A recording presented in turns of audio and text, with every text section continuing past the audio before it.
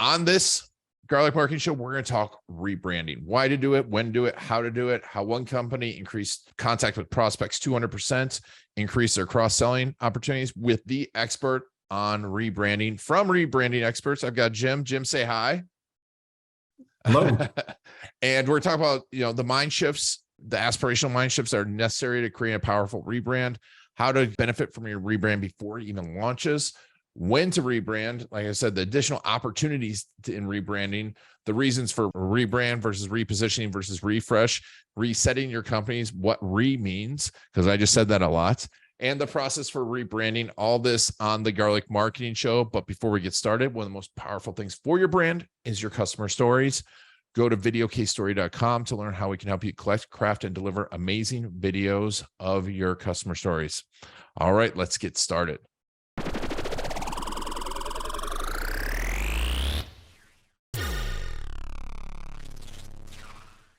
You have a success story I want to get into of one company that you rebranded, how you figured out the name, how you figured out the logo, how they used it to grow their business, improve the cross-selling.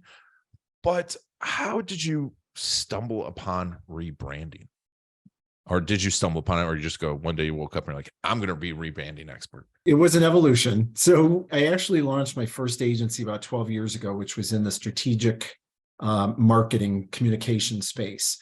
And we were called upon by several different clients to rebrand them. And at the time it was like, okay, let's give this a go. Let's do our best work for them. And in the process of doing so, realized, it's not just a logo. It's not just a name. There's so much more to kind of this brand-led business transformation. And it really required a unique playbook to help organizations through that very comprehensive end-to-end process. So we put that together and then realized that it would be beneficial to spin that off as a separate firm. And Rebranding Experts was launched about 5 years ago. And it's allowed us to really focus in on working with clients who come saying, we've never done this before. No one within the organization has. Lead us through this process, be our Sherpa, so to speak, on this, what rebranding can do for the organization and what we need to do to make it effectively. So it's been a really fun road the last 5 years, being able to partner with clients that are trying to go through that kind of transformation. And we'll talk about like the difference between rebranding, branding, refreshing the brand, because I always get frustrated with people that come to me and it's like, oh, we need to rebrand, and it's just always about, it's a logo in a colors, and obviously it's a lot more than that. But what do you see as the biggest mistakes that people make when it comes to rebranding? Well, first of all, they completely underestimate how big of an effort it is, and what all is involved in it. They may come saying we need to rename the organization for some reason and not realize, not really embrace a brand and what a brand can do for their organization. And so we spent a lot of time educating them as to, we're not just going to rename you. We're going to stand up an entirely new brand, and here's how you're going to embrace it. Once they realize the potential of what it can do for them, then they're all in. And then they're like, okay, so how do we make this happen as fast as we can? Then we have to kind of say, well, we got to do it right. So let's lead you through the process. And then really embracing it internally is something that they didn't anticipate going into it. So that's where we have built in a lot of employee engagement, a lot of change management, because you're basically changing the face that you're presenting to your customers and to the world. So all those things are essential and able to go to launch in a way that's really going to get the return on the investment in the rebranding effort. There's so much to it. It's one of those things that's like, oh, it's simple. We're just going to swap out the logo. Yeah, that's a refresh. And companies do that all the time. They kind of refresh their look. It's a makeover, physical makeover. Yeah. It's not a real rebranding. No, because it's a refresh, and yeah, it's a design thing, not a messaging marketing thing. So tell me about this company. It was a coaching and consulting, or a business coaching company. Was it? Yeah. In fact, I'll show you the work that we did for them. This was a professional service firm. It's based here in Chicago, where I am, and they were in the talent management, talent leadership space. The name of the organization was BPI Group. They were part of a global organization based in France, and the US leadership team did a buyout of the US operations. So they needed to rebrand and come up with a new name, but saw this as an opportunity to really kind of catapult themselves out ahead of their competitors with a much more modern, much more compelling brand promise and positioning. So spent a lot of time diving into what is the value they bring to their clients in terms of the coaching that they do. And it really kind of centered around this idea that they help create bolder futures for the leaders of these organizations and for all the employees of it. And so kind of put it together as igniting bold futures, and then went about looking for a name that would illustrate that, and knew that we were probably going to end up with creating our own name, coining a term, because that way you can go through the trademarking process much quicker. And so we were really playing around with these words of brave and bravura, meaning to be brave. And then the idea of a call to action, like Avanti. It's an Italian frame meaning let's go forward. And we realized by putting that together, we could come up with a promise that was, to go courageously forward. That's what we did for the clients of this firm, is enabled them to lead through increasingly uncertain times and volatile markets. And so Bravanti came from that. And then you've got the things like a color palette that was much more braver, so to speak, than others in their industry, and that kind of forward moving arrow, which really started to kind of illustrate the fact that they were going to help their clients lead through whatever the future brings. So it was a really good example, and it produced phenomenal results from them. First of all, a lot of energy for their sales team to capitalize on. They increased their contacts with prospects like over 200%. And the really cool thing about it is they had separate business practices within the firm, but the cross-selling opportunities suddenly enhanced dramatically, so that they were able to introduce capabilities to existing clients that they had never considered before. So that's the kind of energy that a rebranding can do for a firm. I mean, increasing contacts with prospects 200%, that's amazing. Because that's what you want. If all the numbers just stay in line, that's a doubling your business. Well, more than doubling your business, right? And tell me about, what was their vision like when they first came to you? What was the problem that they were trying to solve? Well, they were a provider, so that's really they had fallen into that bucket of, we're a provider of this service. And it was, okay, let's go a little step further than that and realize what is the outcome of that work that you do, of those partnerships that you develop with clients. And how do they benefit at the end of the day? How does it help them advance their businesses? And once you get the client thinking in that way, and it's a very aspirational step for most, they tend to feel more comfortable saying, oh, we sell widgets. Yeah. And whatever the client does with the widget, the customer does is up to them. No. Let's go to that space of the value that you bring as a part of this relationship. And it opens up all sorts of kind of new, really inspiring thoughts on how you can position yourself differently than you have. Let's face it, branding is all about differentiating yourself. So if it's rebranding, it's about what are you going to do to create a new brand that really is forward facing and is going to serve you for years to come. I find a lot of times that, clients come to us, like for one thing, but really they need something else. Is that usually what happens? Is that what happened in this case? Well, and, I don't think they realized the full potential of it. Gotcha. I think that they originally said, we've got to change the name because we've done this buyout of the US operation. So we have to change the name so we're no longer associated with our foreign parent company. But it's that grasping the opportunity that it presents that really made the difference. Yeah, because it's shifting that into something just to get done, right, into an opportunity. And that's huge. And obviously you got the results. Where along the process were the big aha moments for this?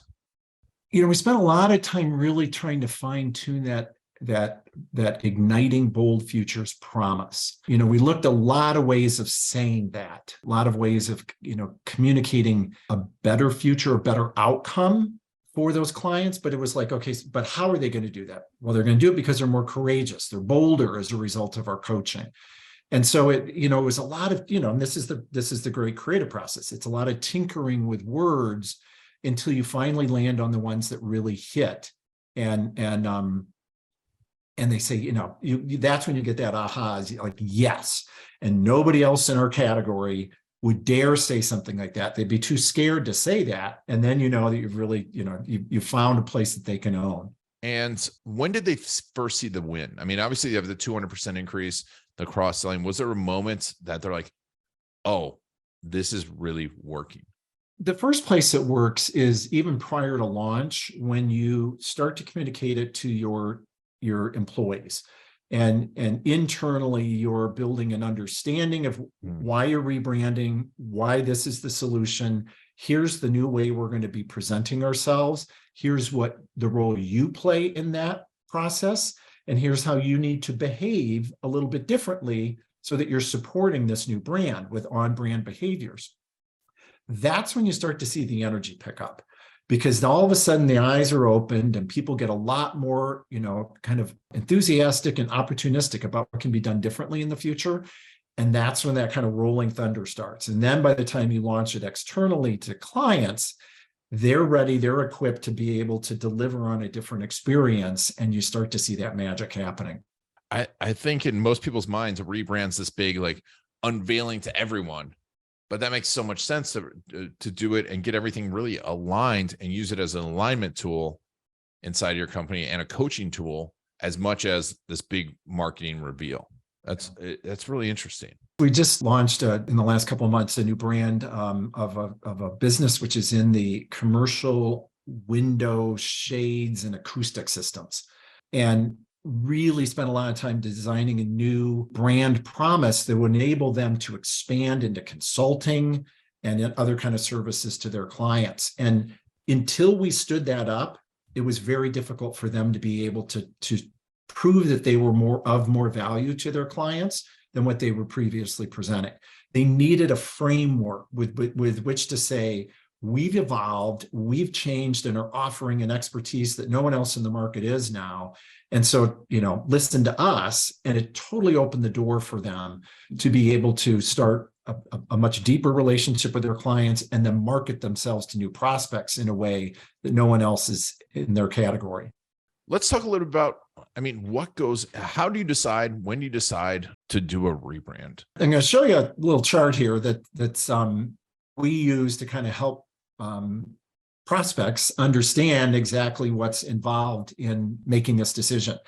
And we tend to break it down into a couple different buckets. You either have a need to rebrand, or there's opportunity presented by rebranding, or it's a combination of the two. But you find in the need side of the scale here, it really comes from a change that's happened within the organization, be it a merger or an acquisition, a leadership change, or the fact that your brand is just super outdated and just is no longer relevant. It doesn't make sense in the current marketplace, and it's just not working for you anymore. On the opportunity side is when you have a proactive growth strategy that you're looking to employ. You've made a meaningful corporate change, or you're trying to expand into a new market or into new customer set, or even geographically trying to grow. And you need a brand that's going to deliver on the opportunity that your plans are presenting. It's usually kind of a combination or weighted between these two things. But these are the motivations that when a CEO comes to us, says, this is why I think I need to rebrand. We actually open their eyes to the fact that there may be other ways that this is going to benefit them. But, as they look at this chart and then start to say, okay, even more evidence that I've got a business case for needing to rebrand. Okay, now we've decided but there's different levels, right, of rebranding. You were talking about refresh versus rebrand. How do you decide how deep to go into this? So great question. And we use this chart as well to kind of help people understand what they may think is a rebranding may be done in a lesser aggressive kind of effort. We see rebranding as this major comprehensive kind of effort that is going back to the core of your brand, the heart and soul of your organization, and determining that new promise or essence that you want to be to customers that then has to be lived out through the culture and the mission of the organization, even the name of the organization, and then such things as your tagline and your logo and visual identity. That's a comprehensive rebranding.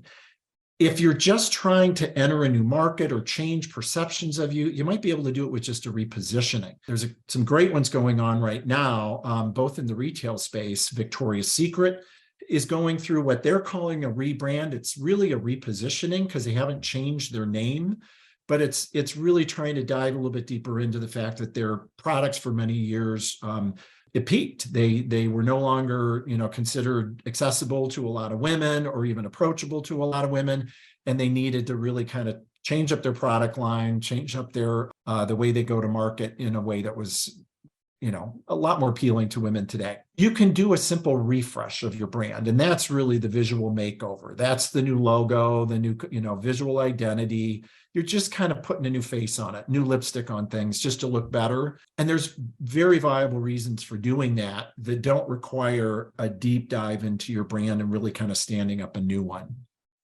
And what would those reasons be?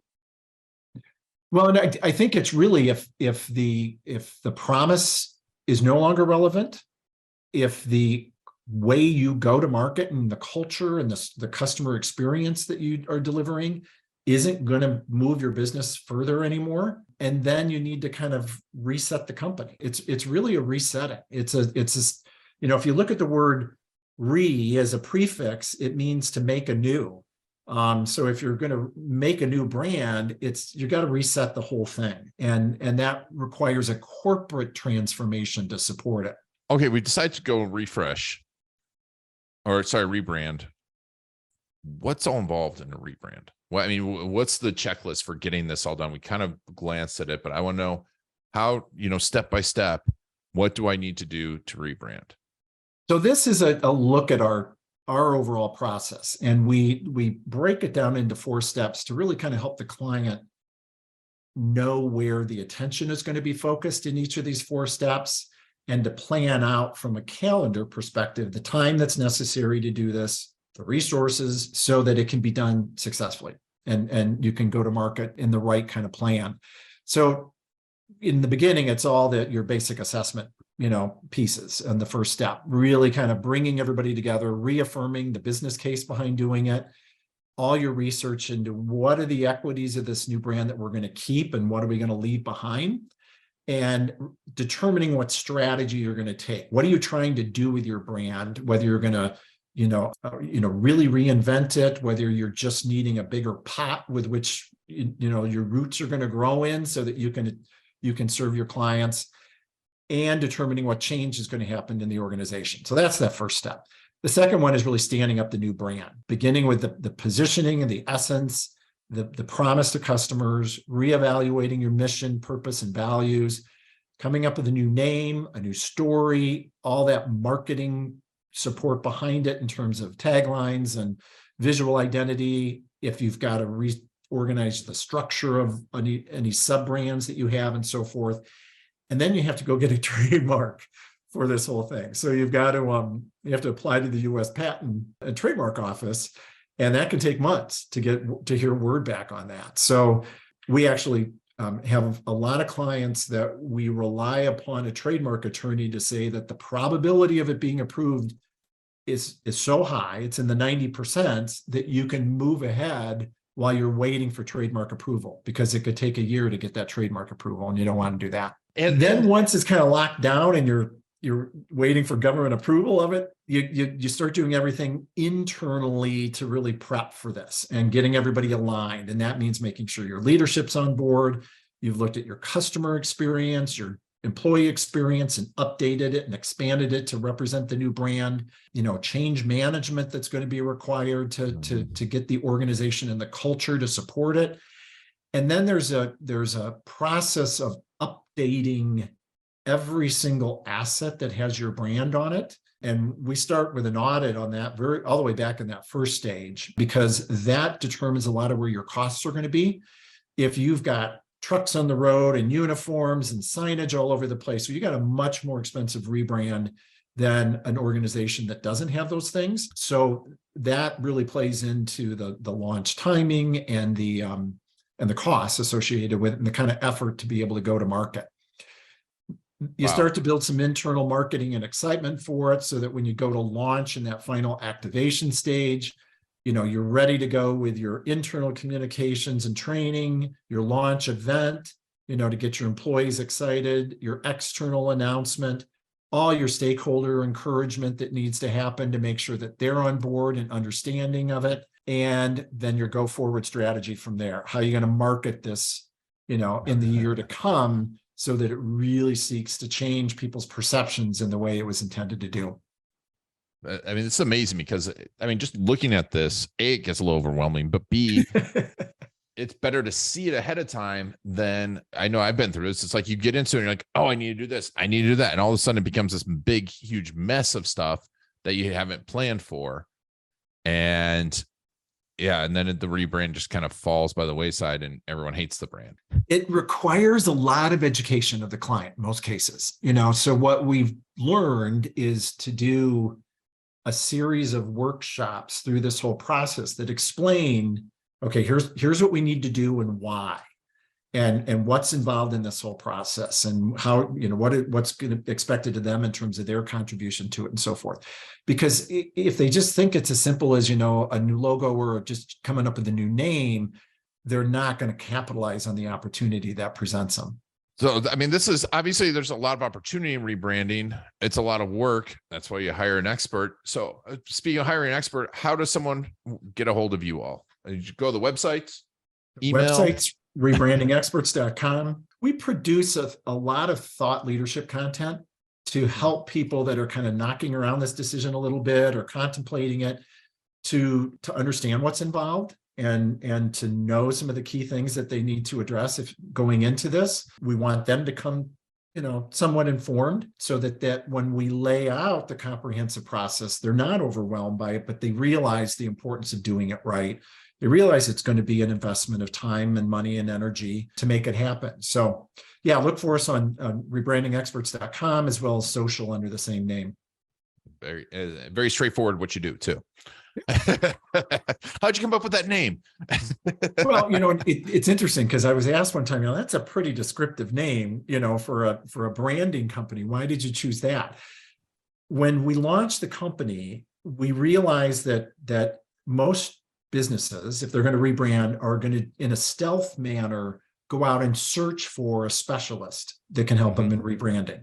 Yeah. And so they're going to Google it. They're going to go online. They're going to look up, who's a firm that specializes in this. If we designed our name to match the search requirements, that we would get the biggest share of incoming inquiries to us. So we realized we're going to start out in a very descriptive way, seeking to differentiate ourselves in what we do. And then I look forward to the day that we can rebrand ourselves into a name which is much more aspirational itself, like many marketing firms do. But right now I needed to prove to folks, that we're the only source to come to because we're the ones that are the experts in this whole field. It's not like website experts, right? Where there's 1,000 websites. Your rebranding it's a very specialized field, and you show how differentiated you are and how deep you are in the whole process. And it's not just a refresh. I love it. And where do you spend most of your time online? Personally, in terms of where, how we're promoting it? Where are you promoting your materials? Where are you? So we do a lot of kind of our own research of companies who have rebranded so that we are gaining and building in that kind of best practices, that we share openly with folks. I write for Forbes magazine, multiple stories a year about rebranding, and then have a lot of our own original content that we produce, which is on our blog on the website. I take it as a compliment when I look at marketing and branding firms who are in their Google advertising trying to position themselves as rebranding experts because they realize that we captured and own the space, and now they're trying to take away from it. That's great. That's a great way to look at it. It's right. It means you've made it. Awesome.